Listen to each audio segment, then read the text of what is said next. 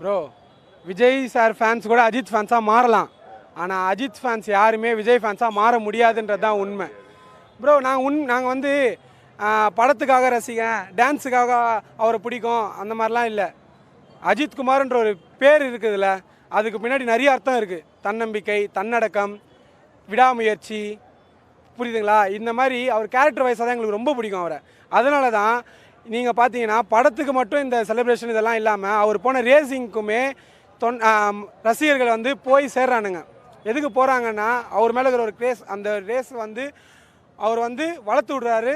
அது வந்து நாங்கள் வந்து பாராட்டு தெரிவிக்கிறோம். அது இல்லாமல் நடிகர் அஜித்குமாராக இருந்தவர் இப்போ பத்மபூஷன் அஜித்குமாராக மாறி இருக்கிறதுக்கு காரணம் அந்த ரேஸு, அவருடைய தன்னடக்கம், அவருடைய விடாமுயற்சி, இது எல்லாத்துக்கும் அவர் தான் காரணம். அதனால் வந்து நாங்கள் வந்து அஜித்தை விட்டும் கொடுக்க மாட்டோம், போட்டிக்கு யார் வந்தாலும் சும்மாவும் விட மாட்டோம். அவருடைய ரசிகரா அவருடைய கொள்கைகளை நீங்கள் என்னென்ன ஃபாலோ பண்ணுறீங்க ப்ரோ? ஒன்று தன்னடக்கம், இன்னொன்று விடாமுயற்சி, ஓகேங்களா? அதே மாதிரி ஃபஸ்ட்டு ஃபேமிலியை தான் பார்க்குறோம். நெக்ஸ்ட்டு தான் தலைப்படமாக இருந்தாலுமே காலைல எல்லா வேலையும் பார்த்து முடிச்சுட்டு தான் இங்கே வந்திருக்கோம். எல்லாருமே அப்படி தான்.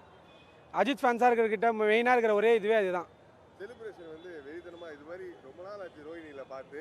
இப்போ இந்த செலிப்ரேஷனே கம்மின்னு சொல்கிறாங்க. இது எப்படி நீங்கள்? ஆமாம் ப்ரோ, கம்பல்சரி இது கம்மி தான். ஏன்னா ஒரு புது படத்துக்கு இந்த அளவுக்கு இருக்காது.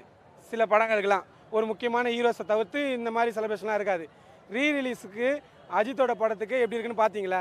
இப்போ வந்து நிறைய கட்டுப்பாடுகள் விடிச்சிருக்காங்க காவல்துறையும் சரி எல்லாருமே. ஏன்னா டிஜே மோளம் எதுவுமே கிடையாது இந்த வாட்டி.